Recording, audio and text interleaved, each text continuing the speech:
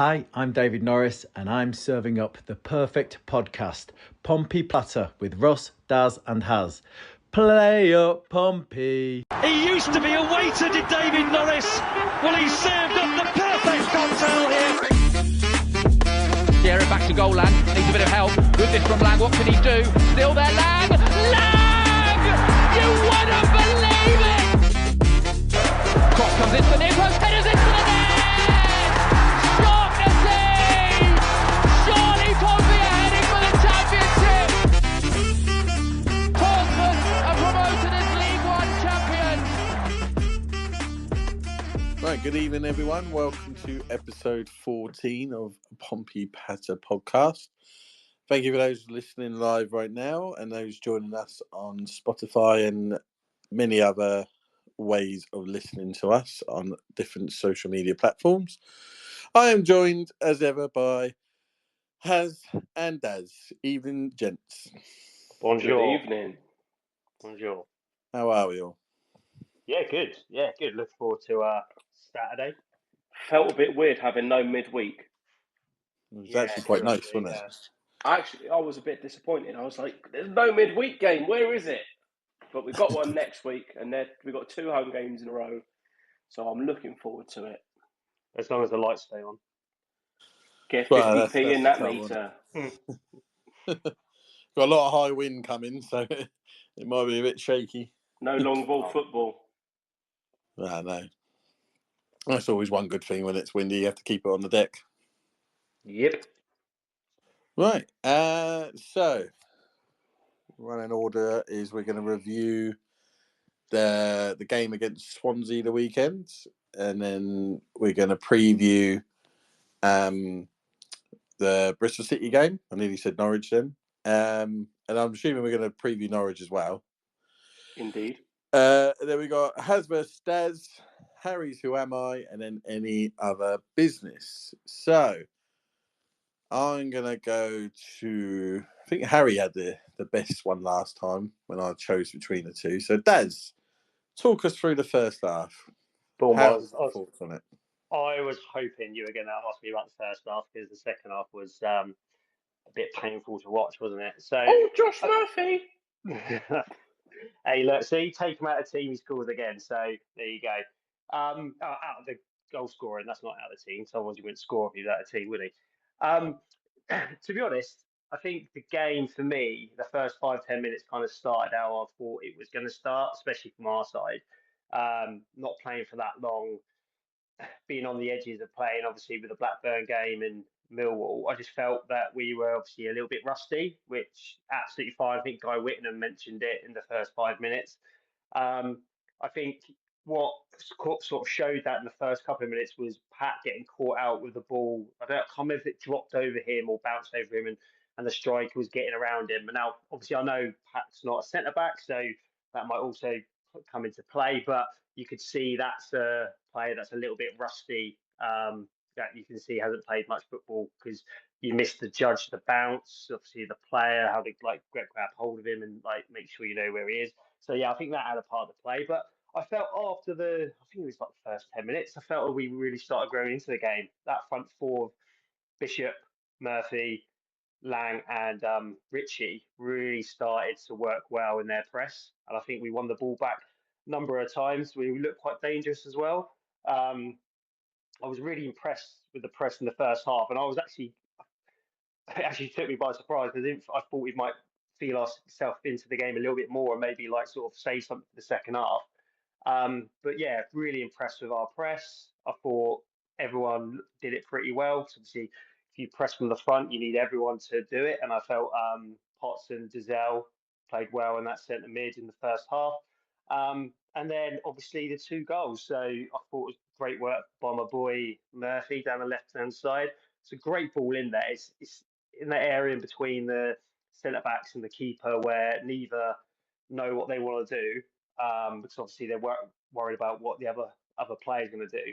And fair play to Ritchie, reading it and getting in front of his defender and then toe poking it home. It was unbelievable, apart from the fact he didn't boot the shit out of the corner flag, which I was disappointed about. And And then, I thought we were looking good. I thought getting to half time at 1-0. But obviously, then my boy Murphy pops up with an unbelievable strike. Again, pressing from the front, winning the ball. Like, I can't remember if the Swansea lad got a little head onto it, but it bounced it perfectly into Murphy's path. And he just smashed it nice and low, went past the keeper. It was a great finish. And I thought, hello, 2-0 half time, dreamland after not playing for, it was 21 days, was it? And just before the half time whistle, Ogilvy decided to pop it in the back of his own net. And I'm not saying we go in at half time at 2-0 and we come out and win that game, but it's the old cliche, isn't it? Score before half time changes the game in the second half. For me, Ogilvy gets caught in two minds. I feel that he probably could have gone and won it in the air if he had been a bit proactive and headed it out clearly. But from a couple of the replays I've seen, it looks like he's now trying to pass it out for a corner, which I think at that point in the half, I think it's a lot better to go and win the ball and go and head it out. But I think he's got caught in two minds, and then when he decided to do what he wanted to do was to play it out. Should he not just chest that back to Schmid? I don't. I wouldn't even wanted him to chest it because I think that, like, especially if he doesn't know if anyone's around him, because he may not be aware of where Pert Harris was. I think it's a lot better for. I mean, this is me telling a professional footballer what to do, but better for a player in that scenario in the last couple of minutes just to go and win it and clear it with their head. But obviously, I don't know whether he missed the flight of the ball, and then obviously he's tried to just play it out for a corner. And Pert Harris has just put too much pressure on him, and it's obviously got into our own net. And I didn't feel confident after they scored that, and it went to half time. I felt a little bit down about that. But if we'd have gone in at half time at 2-0, again, doesn't mean we would have come out and won the game in the end. But I think we would have been a lot more comfortable. And I don't know whether it was anything John was saying at half time, but we came out and we looked nervy. I felt. I don't know if you felt that. Well, ties us nicely along to Haz to talk about the second half. Haz? Well, second half we just ended up just kind of just sitting back and just letting them have the ball. They had let them have quite a few chances, didn't we? Obviously, they had the onslaught of about 5 attempts in 15 seconds, where they hit the crossbar, Schmid saves it, then they hit the crossbar again, obviously he's offside, and then after that, before the whistle went, Schmid makes another good save from close range. That save, I want to point out, the best save I've ever seen, either watching Pompey or live in person, was David James away to Bolton. I was there, was going completely the wrong way and somehow pushed it over the bar. That Schmid save is up there with that. That was unbelievable. It was. And obviously, at that point, you don't know that it's going to be offside. So you're still playing without knowing. So to be able to kind of, you've saved one, you're up, it's hit the crossbar, it's come across so quickly to another Swansea player. He's got there again. They shot, he's got there again, and you're kind of just thinking, Jesus Christ. So yeah, without him, and then I think the one you're talking about is the one where it was a shot from like kind of the edge of the box. Is that right, Russ? That one where he flipped his arm out. I think they're two. The one with the melee, because I still think he actually the first one when it was like about 4 or 5 shots. Yeah. He actually got a touch on the first shot and convinced onto the bar. Yeah. Yeah. Absolutely convinced it. It looks like it, doesn't it? There's a slight touch. And then the one where, all right, it don't technically count because it was flagged offside, but that was like Andrew Moon went there just going to put the ball in there. Oh, okay, maybe not. Schmid saved it. You know what I mean? Not that it mattered anyway, but so that one was unbelievable. And then the other one, like how he made the power on that shot and all. As you said about the JMO one where he's going the wrong way, Schmid is going, his body is going the other way. Yeah. And he manages to kind of just kind of, I don't know, launch himself, kind of just throw his legs one way and his arm the other. And it was an unbelievable save. I mean, I thought it was probably going in. And the fact So did that I. I genuinely thought it was in when it left the post. not sometimes like keepers will get there, but it's a really weak hand, and it might trickle in, or it might end up kind of going to a striker that's kind of following in. But the fact that he managed to get such a strong hand to it, and to be able to make it go up over the bar, and kind of that's the end of that kind of phase of play, rather than allow another shot. That was an absolutely cracking save. And then I have to talk about that second goal. I mean, it was just so poor. I mean, you would think by now we'd learned from our mistakes, but we just don't seem to do so. We seem to concede so often, kind of in between 40 to 55, 60 minutes, that kind of 15-minute period either side of half time. And we just continually seem to concede from the left as well. Well, yeah, or their right, I should say. Yeah, that is also it. But it's getting to the point where sometimes you can say, okay, look, this is the reason, but there has to be some kind of mentality issue now with the players, I would say, because it's happened so often. Just the amount of goals that just creep in just before half time, or within the first 5 minutes or 10 minutes of the second half. It's just happening too often to be a coincidence. It's got to be. I don't know what's kind of happening at half time, but whatever is happening, it's not right. And you would think, because you could go back to the Preston game with that, couldn't you? Yeah, exactly. And even the games before that, the Leeds game, back to the game against Leeds. What was it, within the first minute or two that Willie Nonto scored? So it's kind of been a consistent failure on our part, the fact that we've managed to basically just kind of, we don't start the half well, and it's becoming an issue. But I mean, I think that it needs to be sorted. You're right, it does seemingly, a lot of the attacking team's play comes down the right hand, their right and our left, and they obviously feel that Ogilvy is a weak link in, and if they've done their scouting right, you're probably correct to do so. You're probably correct to see that and target that right, that our left hand side. But the ball got kind of played out to Peter Harris, who, of course, being ex-Pompey, means they've got to have a really fucking good game. Obviously, he kind of he was going to score if Ogilvy didn't score that own goal, so almost a goal there. It was interesting to see him actually kind of play on the right-hand side, because for us, he played mostly centrally or a bit deeper. So it was actually quite interesting to see him play kind of... He was kind of like an inside forward as such, because he wasn't like he's not your typical winger. So no, he doesn't hug the touchline, but he's actually, considering it's a step up from where we were last year, I was actually quite impressed with him, and I think he's a quality player. I was one of the few people I used to go and say he was shit, and I never used to understand it, because I always thought he played pretty well. There was a couple of games where he went missing, but who doesn't? Like, I think also because he struggled, because he was brought in January to cover numerous positions, so he didn't actually get a consistent run of games in a certain position. Because one game he was a 10, then he was dropped deeper to be an 8, and then he was on. Then he played wide left and all, didn't he? He played, and then he played on the wing, and then he's on the bench, and then he's back as the 10. He never got a consistent run in one position.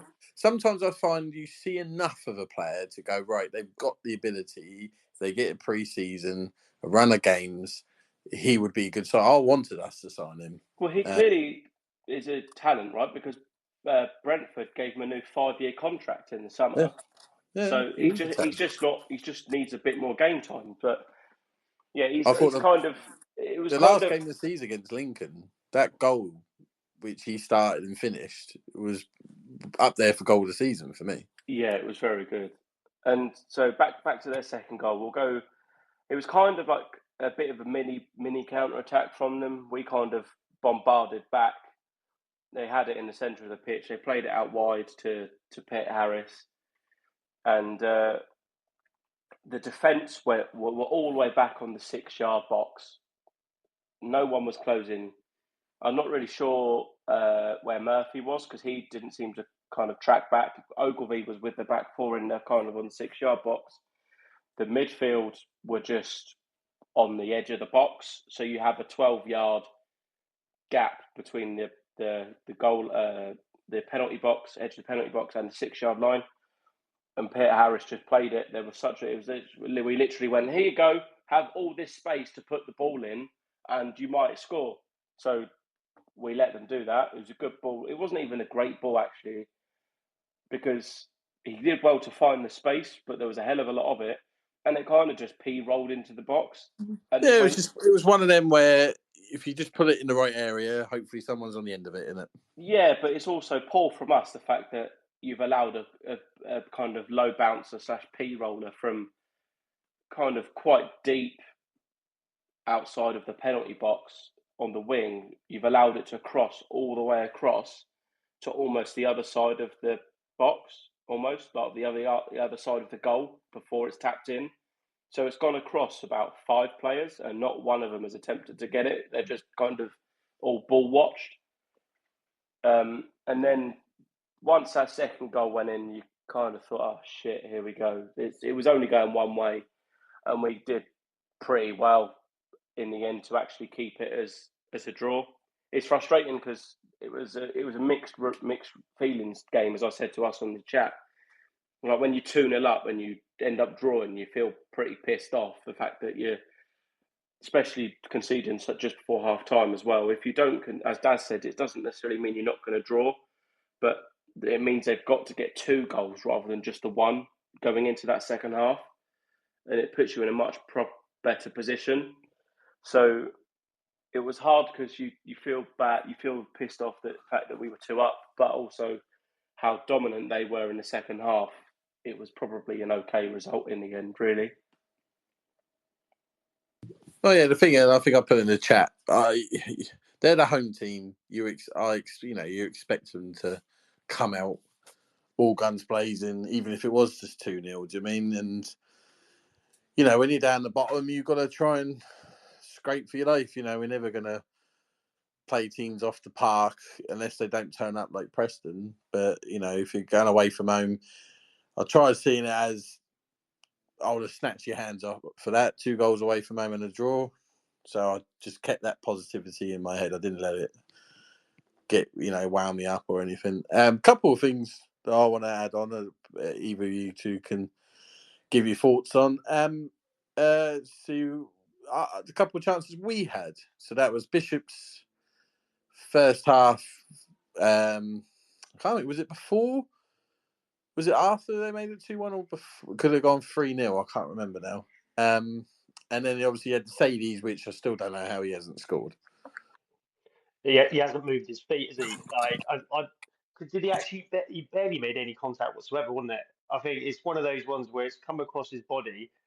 He's probably gone too quick, so that means the ball is kind of coming underneath his feet, so he hasn't timed his run properly. I think. Which one are you talking about? Sorry. Oh, Sadie's chance. Sadie's, Sorry, right, just because I was picking up on it. Carry on. It looks like he hasn't timed his run, and the ball is quite square. I'm not making excuses because I still think he should score, but I think the ball looks like it's quite square onto him, and he hasn't timed it properly. And trying to get his feet out, he's barely touched it, isn't he? I know it's gone out for a goal kick, and yeah, that was painful. That because it's these little moments that you hope that come the end of the season, you're not looking back on and just think. And again, one result doesn't keep you up. Like the Swansea result wouldn't have kept us up or sent us down because you've got a whole season after that. But certain wins at certain points in the season can sometimes really build momentum and confidence and stuff like that. So yeah, I can't remember the Bishop one. So I think it was in the second half. I think though. No, it was definitely in the first half. half. I can't remember if it was before. Was it already 2-0 or was it 2-1? I can't remember. And it came at him, and it looked like he was just going to bury it. And I'm not sure if the defender. I think it was just as the half-time whistle went, as soon as he shot. Yeah, so it was 2-1 at that point. Yeah. Yeah, I think so. But yeah, that Sadie one, I've eradicated that from my mind because it's so horrendous, to be honest. But he's got to score. It's one of those. He's just got to put it in the net, and he's got his meat, as you said. He got his feet muddled up, and he's put it wide. And it could be one of the. That's again. I kind of feel like I'm repeating what Daz said. It means you're speaking sense, Daz. Well, Cheers, mate. it's those. The way your season goes is dependent on moments like that. Like last season against Carlisle at home, Shaughnessy in that last minute scoring that winner. It kind of set a precedent. Those moments, putting that ball in right onto Shaughnessy's head for him to score, it was a consistent thing that happened, and it set a precedent for your season. Having that last minute equaliser at Leeds is kind of that win could have changed. If we won that 3-2, that could have completely changed our whole season. Then the same again from Saturday. If we'd won that 3-2, this would be a much more positive podcast where everyone would be happier. We're going into Bristol City with 2 wins in a row, and we're much closer to the staying safe. Obviously, we've got a long way to go, but it's just these little moments you need to make sure they tip your way like they did last year. But you've got to create your own luck at the same time. If you create these situations, they will come off. You can't just create one and then think, "Oh, it didn't work. Let's not do that again." You've got to create it again and again. And it sounds silly, but the more chances you create, the more chances you're going to have to score. So you've got to be able to constantly create more, and that's where we're lacking because we only created a few chances in this game, and we had to rely on a piece of absolute magic from Murphy to score that second goal.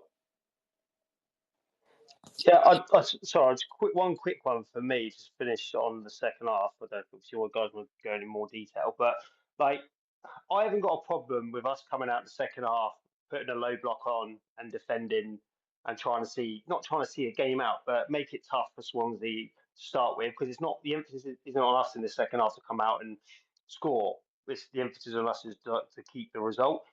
But I just felt the way we defended, I just felt we were way too open for a team that were like clearly sitting in. And like I was thinking to myself earlier, like for me, like teams that sit in and stuff like that, that can be just as lovely to watch. And I know people might say it's boring, but it is lovely to watch, like a good defensive shape than it is just free, expansive football, because that holding a defensive shape and holding it for long periods of time is hard. So to be able to master it and do it well, I felt like that's a brilliant thing to have in your armory. And I just felt even though we sat in, we just looked open. I don't know if you guys felt that. Yeah, I think the kind of rigidity, if that is even a word, of the midfield wasn't there as much as it has been in previous. Because obviously, Potts and Dazelle have looked pretty solid together. That kind of felt like it had kind of dissipated a little bit. It wasn't as strong as it has been. But that could just be an off day. If it consistently changes, obviously you can go, okay, they need to change. But right now, I think you stick with that midfield, and it might also just be it's a variety of things. I think having such little of the ball, and you're having to do a lot of the chart. They had, I think it was 70% possession they had, so you're having to chase the ball so much that there's 74% in the end. So that's so much of the ball to have, or to you're kind of shifting from side to side, and that's how like Man City tire teams down, isn't it? Yeah, I think we could have just maybe put in another centre midfielder earlier in the game, if not at half time, because if that was our idea to maybe sit in and try and make it difficult, I think we could have put in. I don't know. I can't remember who was on the bench now, if Moxon was or not, but another centre midfielder in there just to help out the two lads, because they looked dead on their feet like halfway through the second half, because Swansea moved the ball really well. They're really good football inside. I quite enjoyed watching them, but I just felt that if we were going to sit in, I think those Zell and Potts needed a bit of help, because not playing for 21 days and then playing against a team like that, is tough. And I think we could have made some decisions earlier. I think the second half just kind of just showed the lack of minutes, because having a gap isn't that bad of 2 weeks. Obviously, after a win, you want to probably keep it going. But when it got to a week, 2.5 weeks, and then it got to 3 weeks, any momentum and your match fitness starts to go, and we did look absolutely shattered from probably 70 minutes onwards, because of we've gone 3 weeks without a game, so you could tell they were leggy. And fingers crossed, we're kind of ready for a triple game week upcoming now. Couple of things I see on Twitter about the game. Some guy was moaning about the first goal, being Schmid, Paul, and Potts' fault, which I've watched that goal back many times since he put that tweet up, and I can't understand what he's going on about. I have no idea how you could blame either of them three for that first goal. But according to him, there was no fault at all to Ogilvy, which baffled my brain even more. No, for me, that's Ogilvy just not dealing with it. Again, I don't know whether he's lost the ball in the lights, or because obviously that can happen, or he's just felt like, or if there was any communication at all with anyone else, maybe he had a shout from someone, maybe Harris gave him a shout, because that's more than likely. I've played loads of games with someone, an attacker trying to put you off by calling something, and it's played in your mind. Maybe just switched off.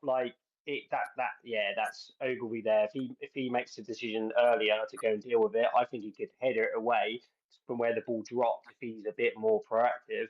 But yeah, I can't see there's any issue with the other players. Schmid, it's caught him off guard, isn't it? They don't blame on Schmid, but you can't blame Schmid he's at all. caught him off guard. He doesn't know. He's not expecting Ogilvy to play it in back past him. And obviously he didn't play it past him. He just came off his foot, didn't it? Because Harris pressed him. But yeah, I can't I thought Ogilvy did quite well in the first half up until then. But yeah, I don't think it was anyone else's issue other than Ogilvy. And the Paul one, that lost me, because the ball went nowhere near Paul at any point. Yeah, when over the two centre backs, that was a back post ball in, and so the back, when it hits the back post, unless your shape's a little bit off, it should be the fullback coming around and dealing with it, or the keeper if it's really deep. I just thought it was bizarre. And the other thing, which some people have made a good point on, and you kind of touched on it, Daz, a little bit already, which is it's a bit worrying that Messino does not seem to have much faith in our other centre mids. Because for me, I've said it for weeks now, Potts, I don't think he offers a lot off the ball. And Giselle's been great lately, but you can't rely on him every single game to be outstanding how he has been. And to not bring, so you had Kamara and Moxon both on the bench, and not to bring them on for either of them, or to help them out like you said, Daz, is a bit of a concern. I don't know how you either of you feel. Yeah, I mean, especially when I know Kamara, he is young. He's only, 19? But when you bring someone in for that amount of money, when you're spending close to 7 figures or low 7 figures, whether they're 19 or not, or whether they're ready, they're one for the future or not, you would expect there to be some part played. And the fact he's still only played 90 odd minutes of football for us this season, which we discussed about 4 weeks ago on the pod, it's not good enough. And if he's not ready, he's got to go on loan and have half a season of playing some kind of football somewhere, whether that's abroad or League One or something. Because again, it comes back to the kind of recruitment side, is that you've got so many for up and coming, you've got not enough for the here and now. So you need to loan him out if you're not willing to trust him enough, which I don't see. Obviously, we don't. We're kind of going, where is he? Where is just playing? We don't see him in training, right? you've got to assume that what John Harley and Zesh Raymond and John Messina, what they see in training isn't good enough. And they think he can be on the bench, but unless we're like really screwed, we're not willing to play him.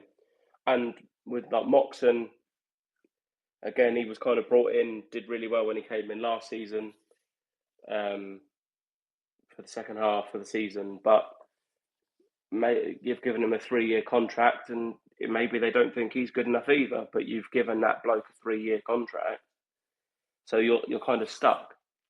It's one of the positions where we've got to obviously get rid of some first, but you've also got to make sure that there's recruitment in that area in January to make an improvement, because you can't just rely on, as you said, Potts and Dazelle to run that midfield for the whole season, because they're either going to drop off, they're going to have a bad game, they're going to need to be replaced, they might get injured. Yeah. Wait, and obviously, Pack now centre back. We still don't know how long Shot Nessie's out. I think a centre back and a centre mid is starting to become a priority in January, alongside probably another striker, especially now. Yeah. One last thing on the game for me. I don't know if you two got anything, and that is, really want to say again how outstanding Callum Lang is. Yeah, and I like his mentality as well. It looked like after the game he was really frustrated. He was fuming at half time. Yeah. At full time.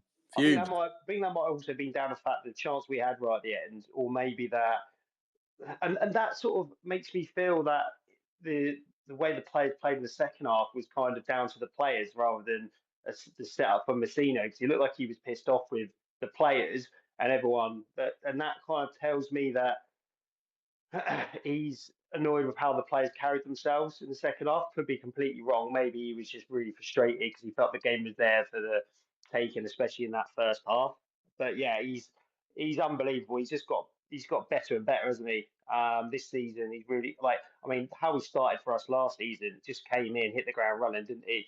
I think he's just got even better this season in a better league against better players. He doesn't look out of place, and I think that, if he keeps doing what he's doing, obviously I hope he stays with us for a while. But I mean, he'll be a great asset if we need to, in this whole scenario of us buying young, selling them for decent money. I think he'd get us a pretty penny. Right. So anything else you want to say? We can move on. Let's go. Move on, mate. Let's go. Right, Harry. Hello. It's killing me. You know what I'm going to ask. What's the predictions looking like?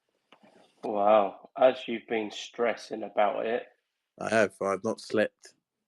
So, obviously, our predictions for Blackburn and Millwall obviously don't count because nothing ever happened. So we move on to Swansea. Daz was doing very well at one point. He was having almost maximum points because of the score, but then they conceded. So both Russ and I got 1 point for the result because we both said a draw. Daz ended up with 0 points. And then Russ also got 2 extra points for the correct scorer. Yep. Which is that the first time one of us has got a goal scorer correct?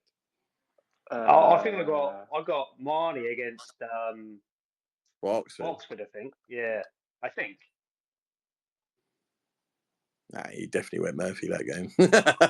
No, he did. Yeah. No, you took Murphy that game. Yeah, you took him off me. You went Omani for that. Yeah, so that's the only time. Right, so cool. The table is now a bit tighter. Russ, you're still last. Yeah, I thought I would still be last, but I thought I might. But you're now on 6 points. Daz is on 7, and I am still first on 10. Jesus. Nice. Yeah. No, I'm happy. I was worried after the table. I was getting no points. Yeah, that's pulled you right back in. Yeah, I needed that. And I was glad because you both took my goal scorers off me, and then I ended up just going Murphy just to piss Daz off. Are you going to go first this week then? Oh, so Go on. who we got first? Bristol City. I keep Yeah. thinking Norwich Saturday. I don't know why. Right, Bristol City predictions. I'm gonna go to. I'm just gonna make it fair and say, Harry, as you're behind on the Haz versus Daz, you can have the first choice. Thank you very much. So, yeah, they're kind of flip flopping at the minute. Bristol City. They've won 2 out of the last 5. They managed to beat Argyle 4-0, but that's no mean feat. We're about the only team that hasn't managed to beat them this year. All the other games have been quite tight. They lost to Sheffield United 2-1. They beat Norwich 2-0. Lost 1-0 to Burnley and lost 1-0 to Watford. So it's fairly there's no real big scorelines apart from that Plymouth game is the outlier. Main guy is that Mahetmi that was at Wickham before. He's already got 6 goals and an assist so far this season. So we obviously know how Liam Manning plays. They've got play with a pretty much similar to Swansea. They play with a dominant in possession. Even though that we're the home team, I think it would suit us better to be more of a hard team to beat than rather than try and play the way we want to. Is to let them have the ball and just counter-attack. And it might not be the best on the eye, but it's probably the most effective way to try and stay up this year. So I reckon it'll probably be similar, like possession-wise, will probably be 60 to 70% to Bristol City. They seem to be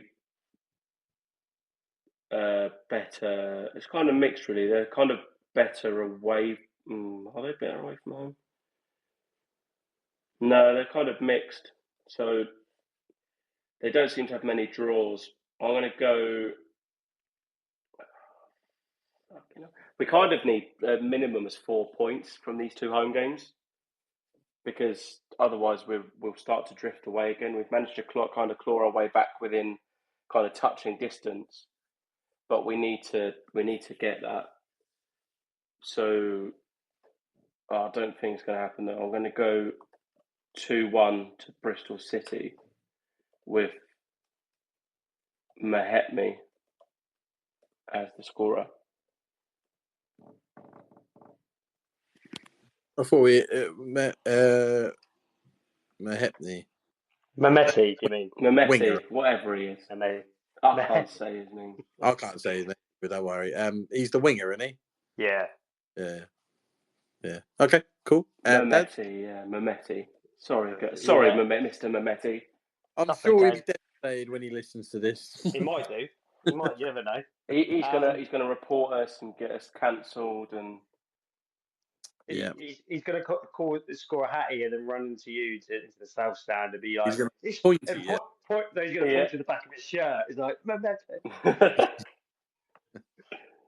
Go on then. What are you going for? Right. Well, like I've been, I think this one for me is a bit harder. Not harder to call. I don't know if I'm going to get it right or not. But like, I'm more confident in my prediction for the Norwich game because I think Bristol City can be quite unpredictable. I like their setup. I like the plays they've got. They've got players like Twine and Mehmeti. Don't mention Scott Twine, for fuck's sake. Well, yeah, but these players can just pull anything out, I think, out the bag when, like, sort of, it's not going well. I think they're a bit like our sort of Callum Lang, do you know what I mean? He can sort of just make something magical happen by himself. I like the Dickey and McNally partnership at centre back. Obviously, that's very Oxford United old school centre. Well, McNally wasn't there when Dickey was there, but they've both been at Oxford, didn't they? So Dickey's a big bloke, isn't he? Yeah, so I think that's going to be a struggle for Bishop. Is that Dickey that one that used to play for Oxford? Yes. Yeah. Oxford, then he went to like QPR. He's the one that he looks like he could be Raggett's brother. Yes. Yeah. Yeah. He's got a massive head, bit like he's got a head the size of Maguire. Yeah, but looks like Raggett a little bit. So that's a perfect combination. That is. Raggett and Maguire's love child. To be fair, if like that made you a professional footballer, that's not a bad shout. But yeah, I feel it's a bit like what Harry said. I think we are going to sort of play more on the counter attack. I think that's the way we're, especially against a team like Bristol City, who probably like to keep hold of the ball quite a bit. They've got some good footballers in there. But I am going to go 2-1 as well, but I'm not going to go Bristol City 2-1. I am actually going to go Pompey 2-1. And as I'm hoping we're going to play on the break, that's what I think we might do. I'm going to go back to my boy Murphy, and Murphy's going to be my goal scorer. Do you know what? I already typed his name out. Once you said 2-1, I already typed Murphy's name because I just knew what you were going for. Thank you. Nothing wrong with being consistent or predictable. Nothing wrong with that every now and again. Pompey aren't predictable. That's the point. I know. That's what I'm saying. It'd be nice if they were. Russ? Well, so as you're going for defeat, as you're going for win, I'm going for another draw, and I'm going Bishop to score a penalty. What's the score? 1-1, 2-2, 3-3, 4-4. Sorry, 1-1. 1-1 draw, Bishop penalty. Well, that'd be Bishop penalty, but Bishop score. I think. I've just thought I've just realised because I've put Pompey to score, I need to go for a Pompey scorer, don't I? Yeah. Oh yes, of course. Yeah. Of course. I didn't say that at the time because I was. We agreed, didn't we? We can only go for the other team if is Pompey going to get 0. Okay, we'll go for Mr. Matthew Ritchie, and he's going to obliterate the corner flag at the Fratton end. Yeah. I think this is tougher of the two, just because I think the way they play don't suit us, if that makes sense. No, if you see how we struggled against Swansea, it's a fairly similar style. So if you see that, then it doesn't look ideal. Is it's pissing down the rain, it's horrible to play in, and it kind of then suits us more than them, if that makes sense. Yes. Yeah. Obviously the difference is with Bristol City, when you've got players like Twine and Mehmeti in around the 8-yard box, it felt like Swansea wanted to pass the ball into the net. Well, I think with Bristol City, they put it in their armoury not to have to worry about that.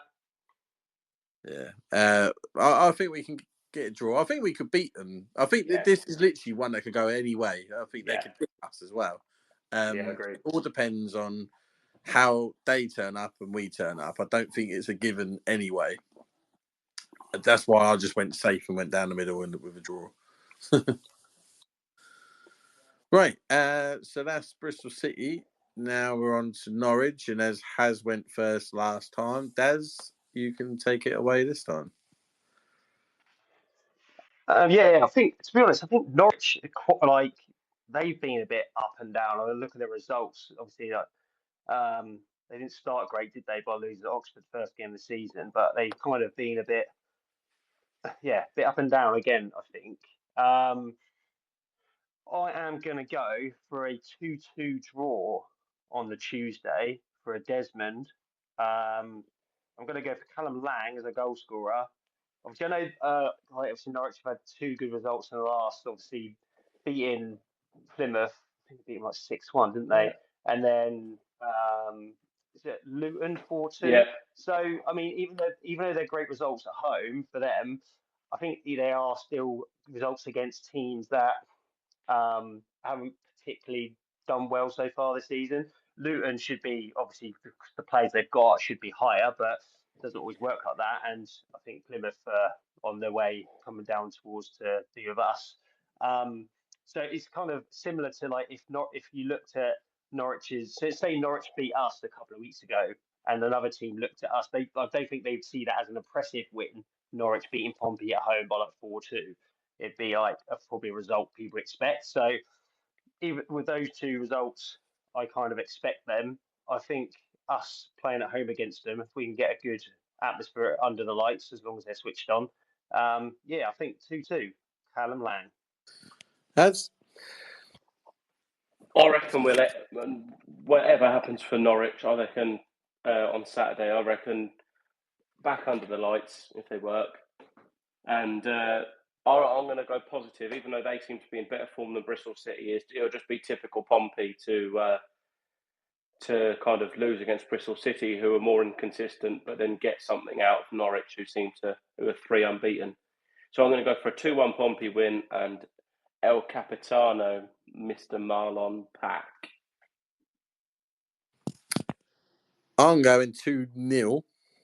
I think we're going to get a clean sheet. I think I've just got the feeling we're going to beat them. And I'm going to go for a Conor Ogilvie goal. Oh, cheeky. It's lucky I'm sitting down because I would have gone over there, I think. To be fair, he's one of our highest scorers this season. He is. And he gets a lot of shots on target. And that's without the own goals as well.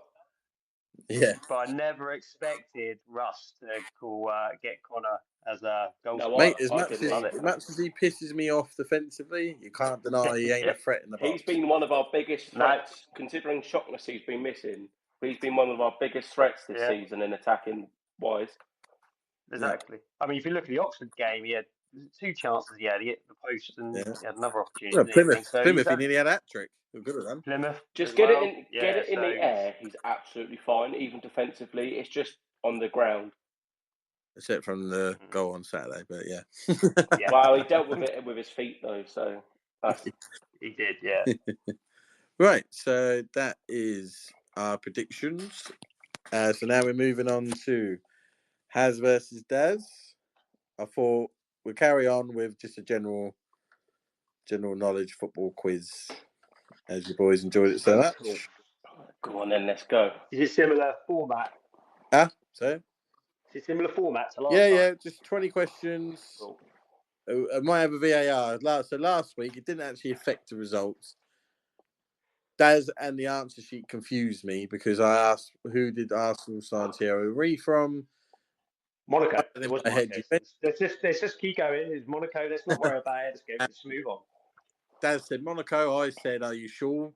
About to say incorrect. And then I looked at the answer sheet and it said Monaco. And I was like, oh, okay, I'm wrong then. And then looking into it, actually, it was Juventus. But luckily, it didn't make a difference. So if there's any VAR, I will interject. Cool. Okay? Let's do this. So remember, if you don't say your name, even if you get it right, you don't get the point. All right? Cool. Right. First question then. 3 players share the record for the most Premier League red cards. Name one. Daz? Yep. Roy Keane? Incorrect. Yeah, that was too obvious, wasn't it, I think? Has you got time now and everything? I think I might know one of them. It might not be. Most red cards. Could it be, Haz? Someone that's longevity, I say like Gareth Barry or something, because they've played so many games. Is that your answer? Yeah. No, incorrect. Can I obviously I know I won't get the point, but Joey Barton? No. Do you not? Jesus Christ. Wow, this is gonna Patrick Vieira. Yeah. Duncan Ferguson. Richard Dunn. Oh, Richard Dunn, of course. Dunn. Yeah, Villa centre half. Right, next question. With 202 clean sheets, which goalkeeper has the best record in the Premier League? Has Petr Cech? Correct. Oh, hang on, I need to get the thing up again, otherwise I'm going to get lost. 1 second. So that's Has 1, Daz 0. Right, next question.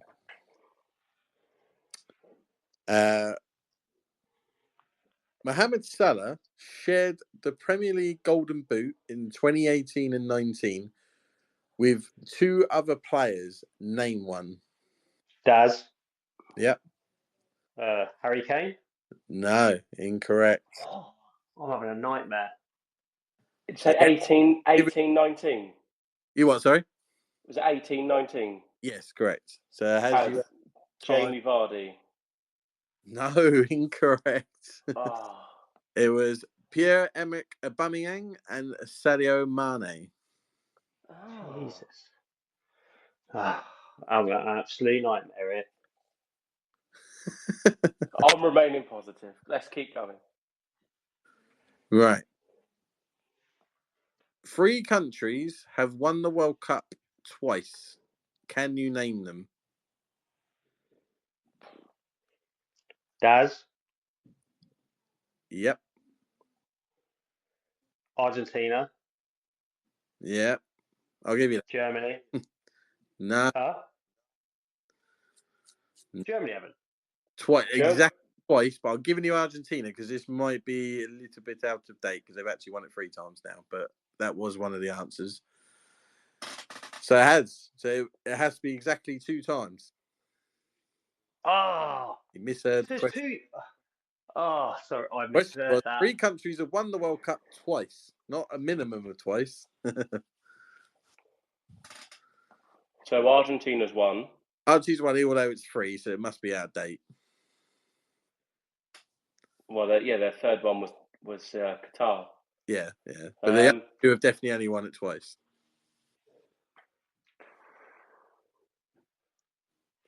It's weird because I think Spain's first. I'm sure their only one was when they did the Euros, World Cup Euros. I think that was their only one. Or is that 2? I'm trying to think of seeing nations' badges on their shirts with how many stars above them. Is that it?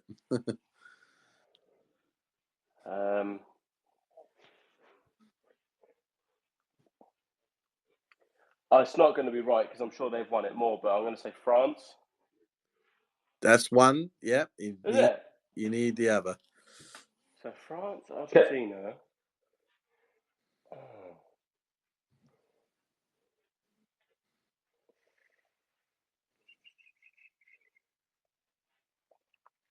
I've got one in my head. Like, but I'm out, aren't I?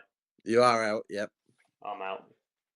Right, if Haz gets it wrong, I'm going to throw it in there just in case. I will. I might. Italy. Well, he's gone Italy. No. So no points there. What was your other one, Dad? Sorry. Is it one that no one would really expect? Yeah, probably. Uruguay? Yeah. They won 2 of the first 4 or 3, was it? Something like that. Yeah, because that was because obviously Uruguay was a question last week as well, wasn't it? The first team to win the World Cup. They were, yeah. Yep. Yeah. Then I think it went Italy, and then did it go Uruguay again or something like that? I don't know. So, yeah. Right. So next question. Which countries appeared in 3 World Cup finals but have never won the World Cup?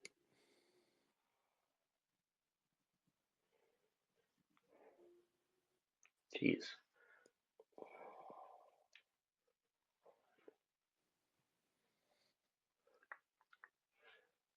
Daz? Yeah.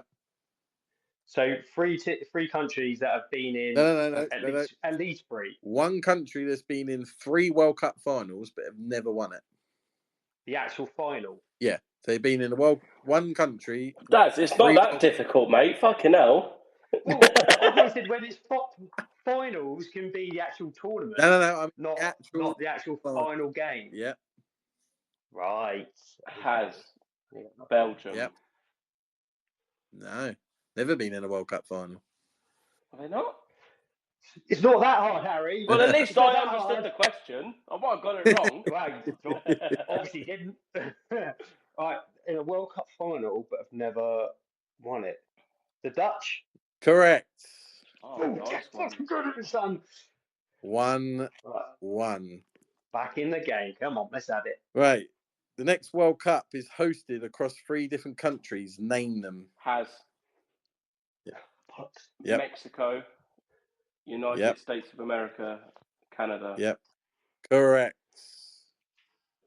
2-1 to Haz. We're going to have quite a few late night games, aren't we? Watching England. It's going to be horrible. Yeah. They're going to be like 11 p.m. like midnight, 1 a.m., aren't they?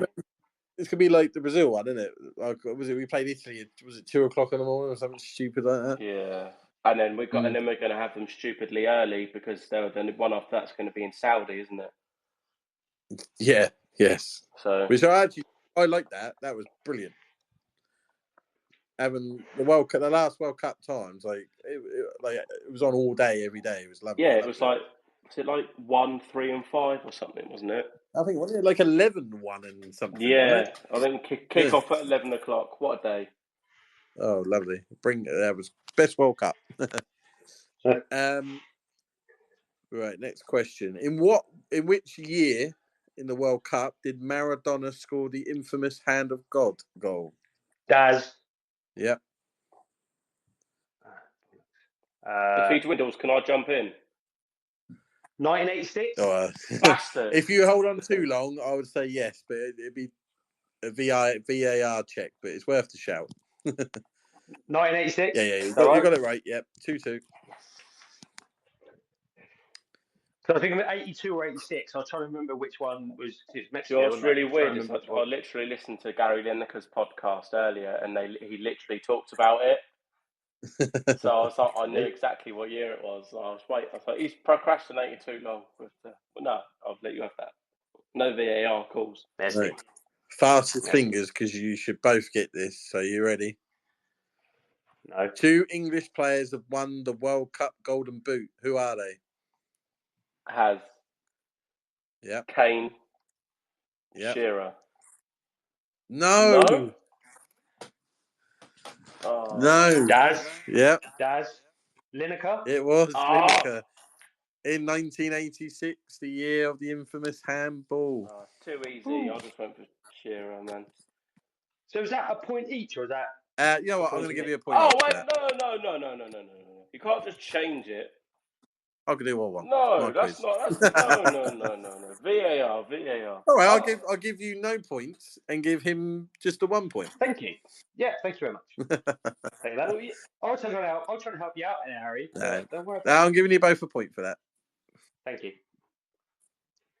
All right. Next question. What year did the Premier League season start? Daz? Yep. 92? Correct. Ooh.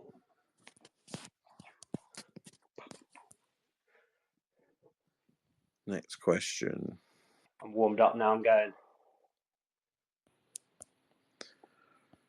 Right. Which club has won the most Champions League trophies? Haz. That was me. Yeah, I said has just got it in there. Real Madrid. Correct. We're going to have a VAR check on this. Absolutely not. I'm not sure.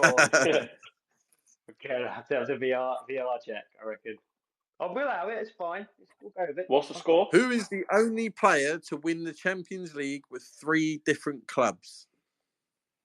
And for a bonus point, if you can name the 3 clubs. Jesus. Oh my God, this is going to be one that's going to let me kick myself. Daz? Yeah. Right. This might be a thing, but I'm Clarence Seedorf. Correct. Bloody hell. Boom. Right, can I guess the teams? You got to get all of them right to get the point, just to make it clear. AC Milan.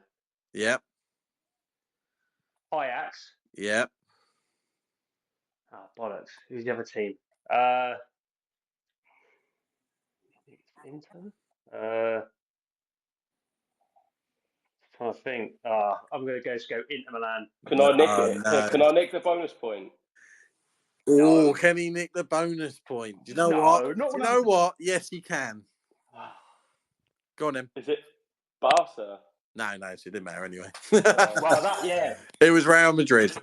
Oh, I thought it was Barca he played for. No, Ajax, Real Madrid, AC Milan were the 3 teams. He won the championship. He could have played for Barcelona, but he didn't win it with them. No.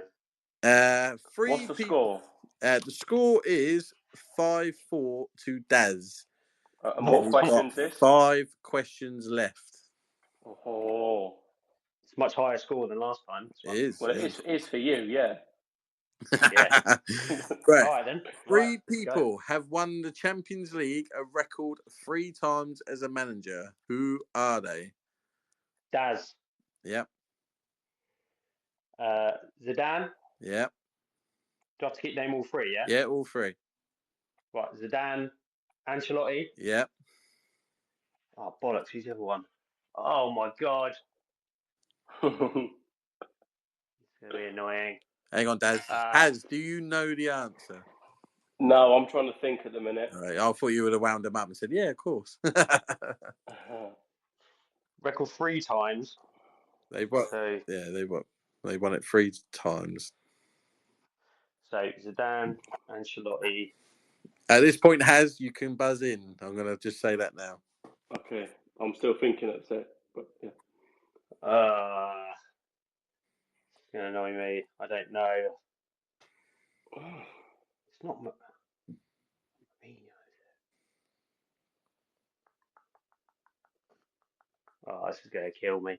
Is it like recent? No, No. definitely not. Phil Shankly? Oh, close, but not enough. Oh, Haz? Who was the manager after Shankly then? Oh. No, I'm not going to get it. Move on. yeah, it's not like Paisley or It something. was Bob That's Paisley. that's the one. That's the one I was trying to think of. All right. All I've got to do now is keep making sure Harry gets them wrong. So Yeah. it's fine. The 4 questions left. There's only 1 point in it. You're going to be like Pompey, and then I'm just going to come through. Yeah. Play a Open up. low block. In which It'll season? still be wide open. In which season was the European Cup rebranded as the Champions League? Wow. Just trying to think when I was a kid. Because I can kind of remember when it went to when it got called Champions League. The only competition that isn't played by teams that should be in it. Well, if it was Bob Paisley, then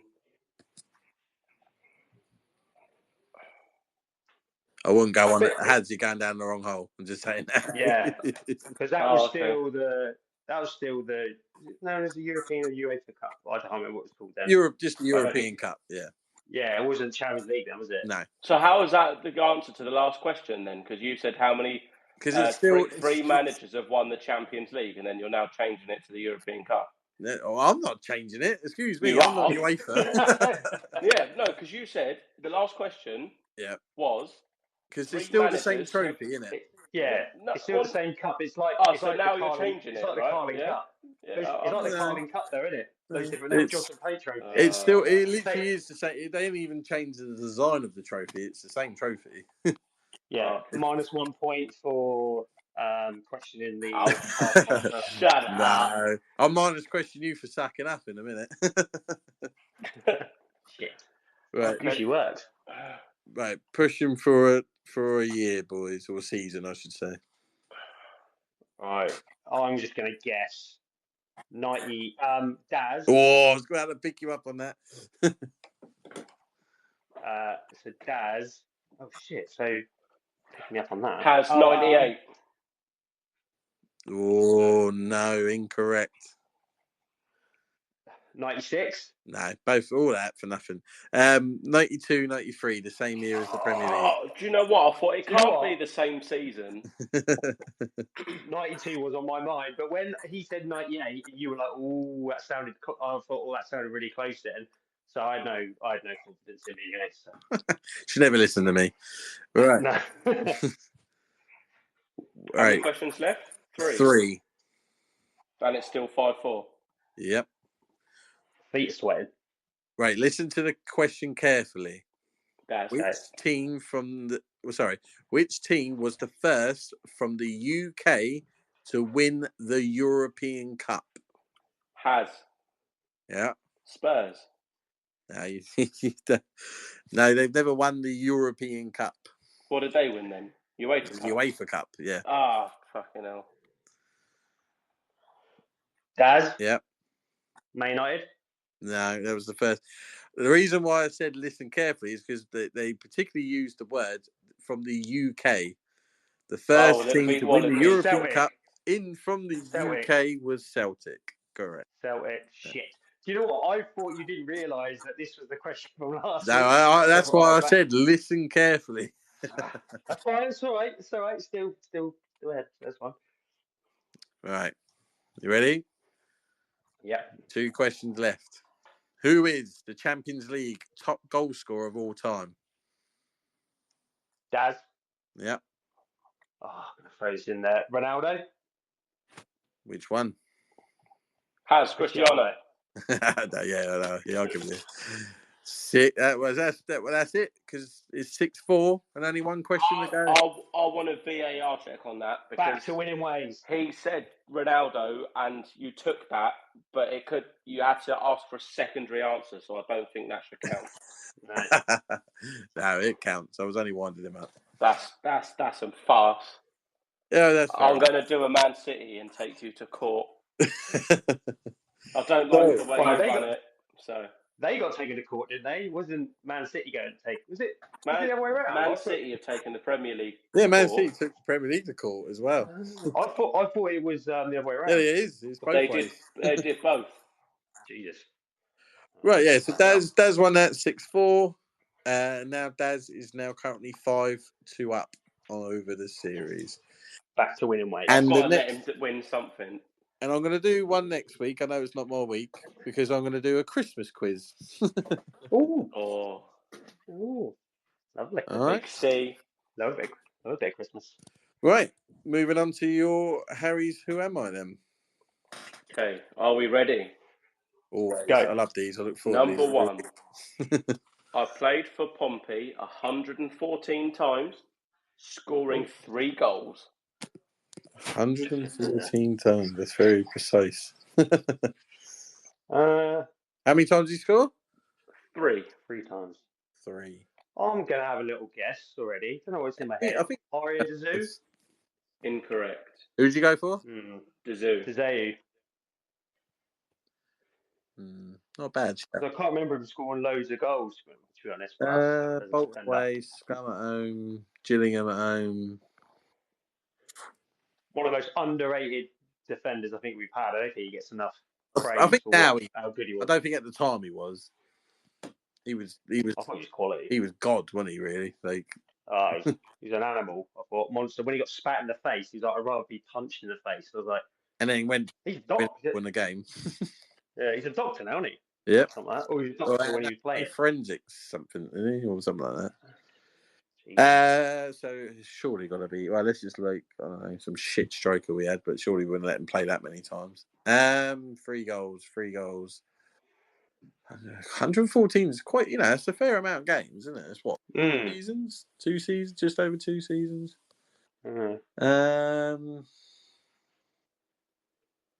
Stevanovic. Incorrect.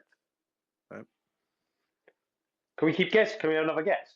After the next clue, yeah. Yeah, go on then. Okay, so this is a hard one. I made 3 appearances for England under 21s, but never for the senior team of England. That knocks my next one out the window. The only players I can remember playing for the under 21s was Gary O'Neill and Matty Taylor. And Lee Bradbury, I think he'd done it. But they both scored. Well, all 3 have, yeah. Doesn't mean that they started their career at Pompey either. No. Well, obviously Taylor didn't, did he? No. Trying to think of other 21 players. So I made 3. That's the thing, though. The problem is, there's a lot of players who played for us you wouldn't even know was in the England setups as youngsters. Do you mean? Yeah. Because it's only really now, in this day and age, where we like, it's an England under 21, ex-England under 21. Back in the day, no one gave a shit about 20 years ago. about that sort of stat. I don't know. I remember getting excited when Gary O'Neill and that got called up.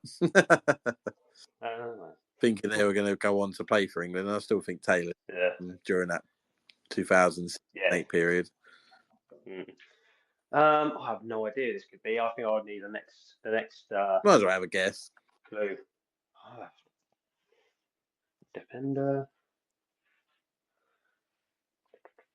Might not be a defender.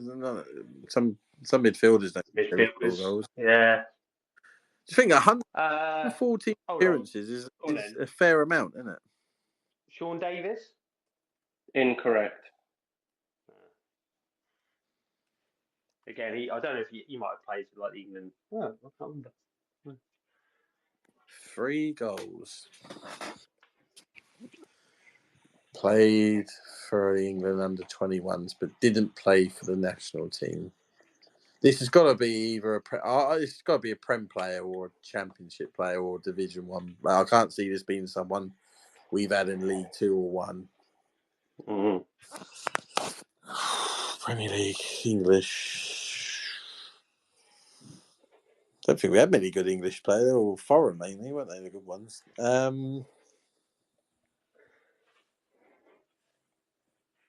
I generally can't think of an English player. I know he definitely. I was about to say Steve Stone, but he played for England, didn't he? Yeah. Merson did. Oh God, this you stumped me again, Harry. 10 seconds before I move on. Move on then. Okay. This really won't help you, but I've made it very hard to see. In 2023, I managed Turks and Caicos Island. Right, back to... you might as well have just said where he was born, or I don't know. Yeah. He likes eating crisps. His favourite packet of crisps is Quavers. He likes to do sit-down weeds. Right. That was like the least helpful. Can I just ask one question? Was he in the Premier League for us? Yes. Right. Okay. I should get this. I'll be pissed off if I don't. Just going through the team I made right now. Do you want one more clue? No. Yeah. I've got an idea, but he might have played at least once or twice for England. Do you want to say your idea?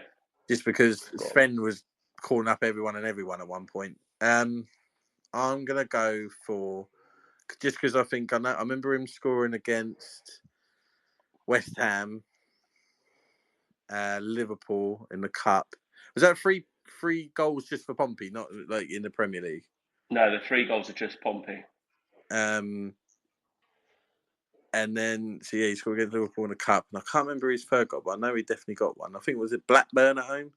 I'm going to say Sean Davis. Daz already said him, and it's incorrect. Yeah. What, Sean Davis? Yeah. Yeah. I don't remember him saying that. Okay, one more clue then, go on. From Pompey, I signed for Reading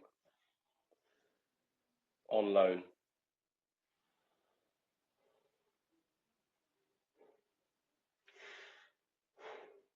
I think Glenn Little, is it? I was about to say. No. I felt like it was... He was in the Prem. Hang on, this is going to piss me off. He was in the Prem. He only scored 3 goals. That's why I could have sworn. I don't remember you saying Sean Davis. Because he only got 3 goals, didn't he? Well, yeah. So we loaned him to Reading while we were in the Premier League, I guess. Who did we loan to Reading? Oh my God, this is horrible. He didn't change nationality this play, did he? No, he didn't. That is what I was thinking. He didn't have someone go like Richard Hughes or something like that. You know what I mean? That's what, yeah. Like a Declan Rice or something. Oh my God, this is horrible. What season did we loan him to Reading? We loaned him in I think it was, I'm going to have to search that. Yeah, this is a horrible one. I'm just trying to think of Premier League English players that played We loaned him on the 15th of March, 2012. he made 7 appearances for Reading. So it's gonna be 15th of March. Is it Hayden Mullins? It is, yes. Yeah. No, I wasn't even thinking of like the back end of the Premier League. I was thinking more front end. Yeah. That was a good one. I accept the fee. We been... didn't get it in the free, but I'm glad I got it in the end. That was going to kill me otherwise. And that that could have been like a Michael Brown as well, or something like that as well. That's what that's another good shout. Yeah. I've got one more for next week, and then I did the first 15 episodes of it, and now I've run out.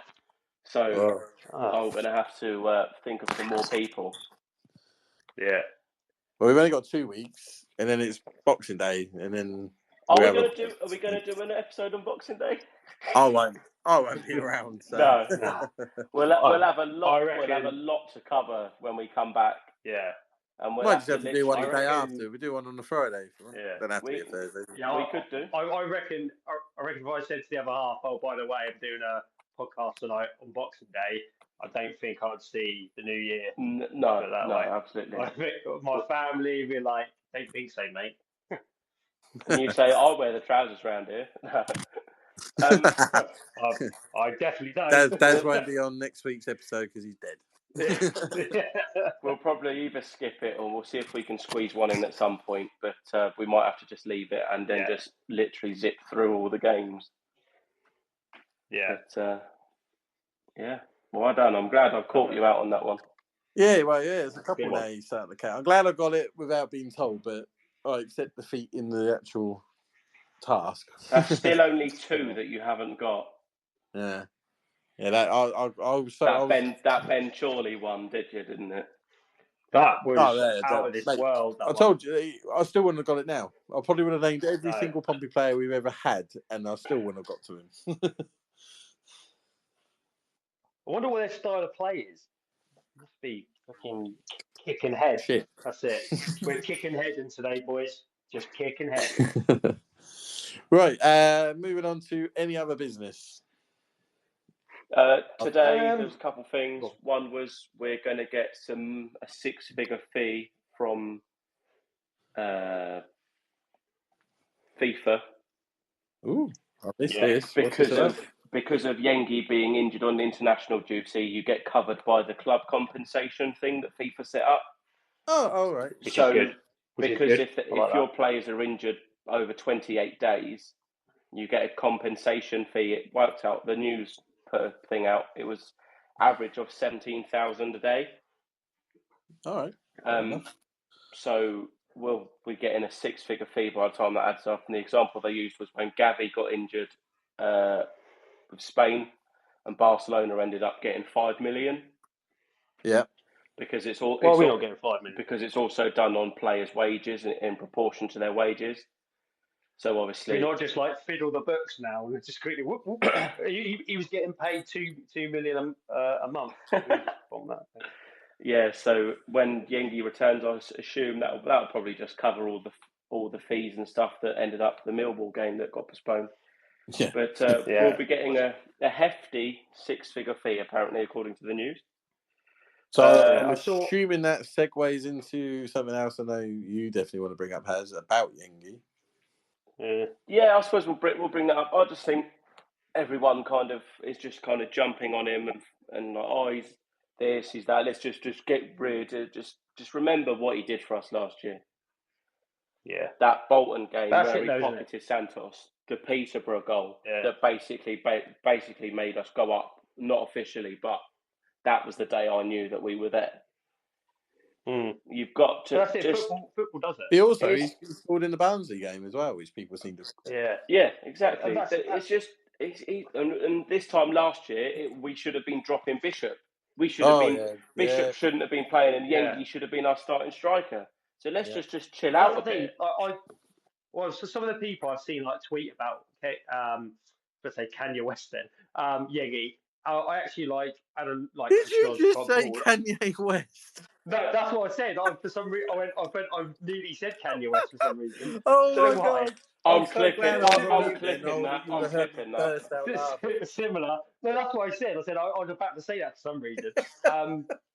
But yeah, I saw some of these tweets, and then I just had a quick scroll through their Twitter. Like, obviously, you can put their Twitter handle in and then put a name in there or something like that, and it searches everything they've tweeted. And the amount of the people that sort of had tweeted that about bidding them off, like you go through their tweets from last season, and they're like, Yengi's like the best since sliced bread. It's like, just have some consistency. Like, I think I said on our group, didn't I, when when it came out about his injury. And I just said, I just don't think we're going to be seeing him next season for us. But that wasn't like me going, get rid of him. That's just me looking at it and thinking, it's a shame. I don't want. I'd love him to have his opportunity in the championship, but obviously with his injury record and stuff like that, obviously you have to be a little bit more cutthroat. And I just think it's going to be a shame. Like, but the people shouting about binning him off, it's just quite boring, isn't it? I think that's the thing with social media. You've got to be an arsehole. Everyone's got to be an arsehole because that is the thing that makes people like feel like they're cool and they're like a geezer. So yeah, it's a shame, but it's something I expect nowadays. And it's not just our club, is it? Like every Yeah, single club has them. unfortunately, it's just Twitter. I found Yeah. Twitter hard at the moment. Like even my content's dropped off a bit because it's just negative everywhere. Everything's negative. The Millwall stuff pissed me off. The Yengi stuff, loads of things this season, and it's like I just don't know what people expect. I don't know what I've come into this season expecting us to possibly go down and hopefully stay up. Yeah. Isn't that what? Surely that's what everyone should have hoped for and thought. Clearly not, because when you see things after Swansea of, we're shit and we're this and we're that and players are not good enough and all right, we're not pretty. We're not pretty to watch on the eye like last year we were. But you have to adapt to where we are. Exactly. I'd rather play like bloody Sean Dyche and like his style of football and stay up, or Big Sam, or rather than play like Pep and get shat on because we can't do that against better players, and then get relegated. I just find the whole thing a headache at the moment. I find a couple of losses and it's the Eisner's fault and blah blah blah blah. And you know what? I don't know what.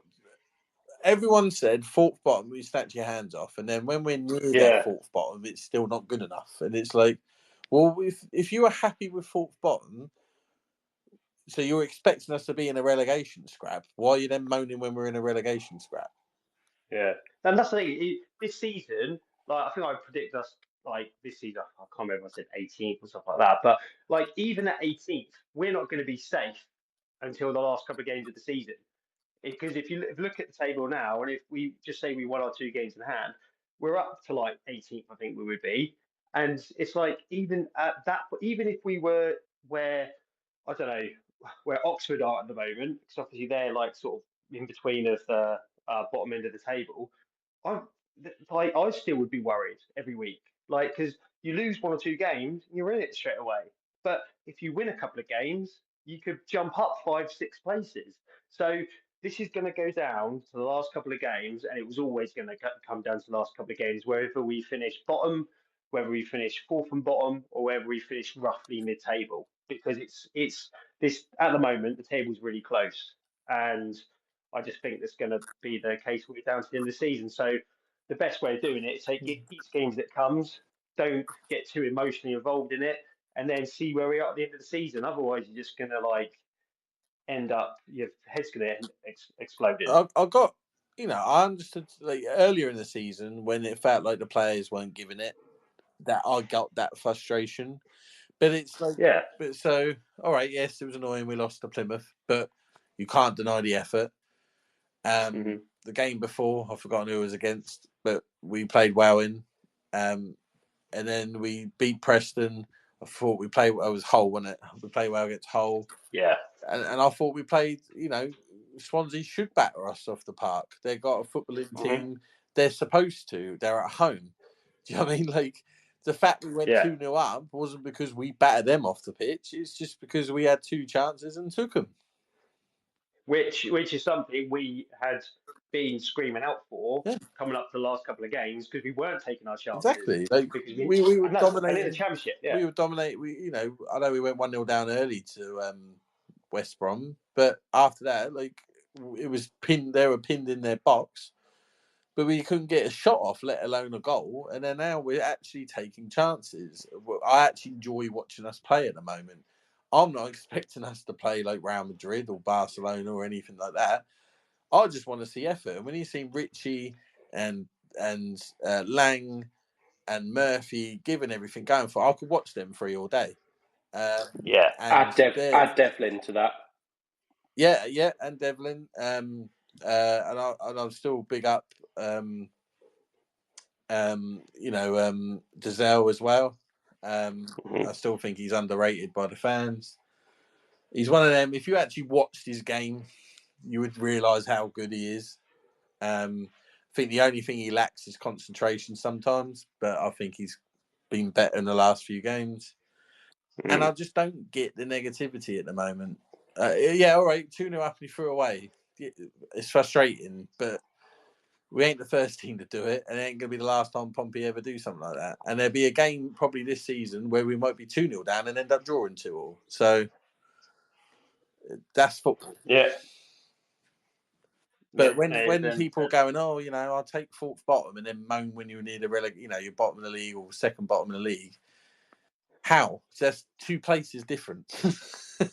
Yeah. Well, and the thing is, I think what it was is because especially how Derby and Oxford started, they started going up the table and sort of looked like they were on a good run. But now if you look at both of them, they're both starting to fall back down. They're not like picking up great points. Oxford have been I think they were lucky.